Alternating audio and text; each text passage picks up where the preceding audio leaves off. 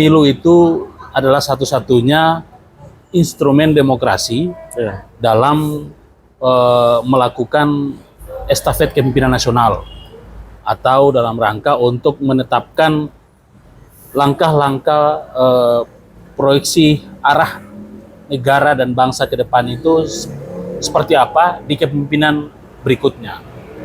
Sehingga harapan kualitas demokrasi itu yang sangat kita harapkan, apalagi para pegiat demokrasi sangat berkepentingan agar pemilu di 2024 itu adalah pemilu yang benar-benar lahir dengan ada yang namanya legitimate dari masyarakat atau rakyat, atau ada mandat real, mandat dari rakyat, bukan mandat dari intervensi atau apalah gitu. Nah, keterkaitan dengan yang lagi rame ini, kenapa saya juga ingin menyampaikan sebagai semacam keprihatinan juga. Kenapa? Karena kalau alat negara ataupun ASN ataupun lembaga semacam KPU dan Bawaslu berada pada posisi godaan untuk tidak netral, ini juga akan berdampak yang tidak bagus. Nah, artinya bahwa kami masih yakin TNI maupun Polri masih akan tetap berdiri dengan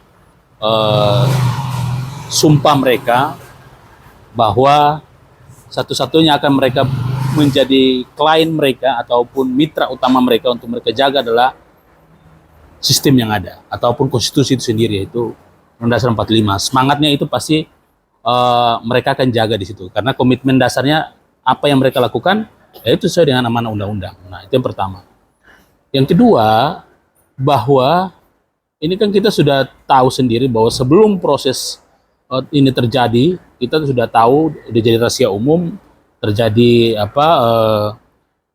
istilahnya huru-hara dalam tanda kutip ya, huru-hara. Pertama kemarin ketika putusan MK dan sebagainya.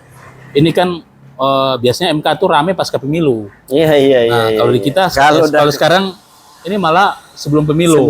Nah, bagi saya ini menjadi ujian demokrasi, juga menjadi ujian kedewasaan kita semua untuk menyikapi ini, bahwa masyarakat kita saat ini itu tidak lagi awam terhadap yang namanya politik. Mereka sudah sadar politik, sehingga pemerintah dan khusus para aparatur negara juga harus paham bahwa masyarakat kita ini bukan lagi masyarakat yang awam.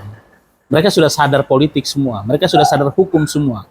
Kalau dalam istilah saya, mereka udah masuk dalam kategori sebagai legal society, masyarakat hukum.